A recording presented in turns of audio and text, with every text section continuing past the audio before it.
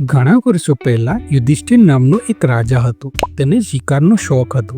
એકવાર તે તેના સૈનિકો સાથે શિકાર કરવા જંગલમાં ગયો. એ જંગલ ઘણું ગાઢ હતું.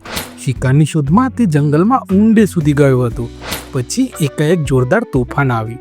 બધા વિખરાઈ ગયા. જ્યારે વરસાદ બંધ થયો ત્યારે રાજાએ જોયું કે તેની આસપાસ કોઈ નથી. રાજા એકલો હતો. તેના સૈનિકો તેનાથી અલગ થઈ ગયા હતા. શિકારની શોધમાં ભટકવાને કારણે રાજા થાકી ગયો અને ભૂખ અને તરસના કારણે તેની હાલત ખરાબ થઈ ગઈ. એટલામાં તેને 3 છોકરાઓને આવતા જોયા. રાજા તેમની પાસે ગયો અને કહ્યું કે તે ભૂખ અને તરસથી મરી રહ્યો છે. શું હું થોડો ખોરાક અને પાણી લઈ શકું? છોકરાઓએ કહ્યું કેમ નહીં, અને તેઓ દોડીને તેમના ઘરે ગયા અને રાજા માટે ખોરાક અને પાણી લાવ્યા. ભોજન ખાધા બાદ રાજા ખૂબ જ ખુશ થઈ ગયો અને તેણે છોકરાઓને કહ્યું કે તે ફતેહગઢના રાજા છે અને તે ત્રણેયની મદદથી ખૂબ જ ખુશ છે. રાજા ત્રણેય છોકરાઓની સેવાથી ખુશ થયા અને બદલામાં કંઈક માગવા કહ્યું. આના પર પહેલા છોકરાએ રાજા પાસે ઘણા પૈસા માંગ્યા જેથી તે પોતાનું જીવન આરામથી જીવી શકે. આ પછી બીજા છોકરાએ ઘોડો અને બંગલો માંગ્યા, પરંતુ ત્રીજા છોકરાએ પૈસા અને સંપત્તિના બદલે રાજા પાસેથી જ્ઞાન માંગ્યું.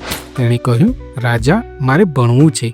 રાજા સંમત થયા. તેણે વચન મુજબ પહેલા છોકરાને ઘણા પૈસા આપ્યા, બીજા છોકરાને બંગલો અને ઘોડા આપ્યા અને ત્રીજા છોકરા માટે શિક્ષકની વ્યવસ્થા કરવામાં આવી. ઘણા દિવસો પછી એક દિવસ અચાનક રાજાને જંગલમાં બનેલી ઘટના યાદ આવી.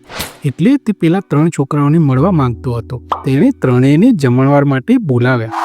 ત્રણેય છોકરાઓ ભેગા થયા અને ભોજન કર્યા પછી રાજાએ ત્રણેયની હાલત પૂછી. આના પર પહેલા છોકરાએ ઉદાસ થઈને કહ્યું, આટલા પૈસા મળ્યા પછી પણ આજે હું ગરીબ છું. રાજાજી, તમે આપેલા પૈસા હવે ખલાસ થઈ ગયા છે. મારી પાસે કંઈ બચ્યું નથી.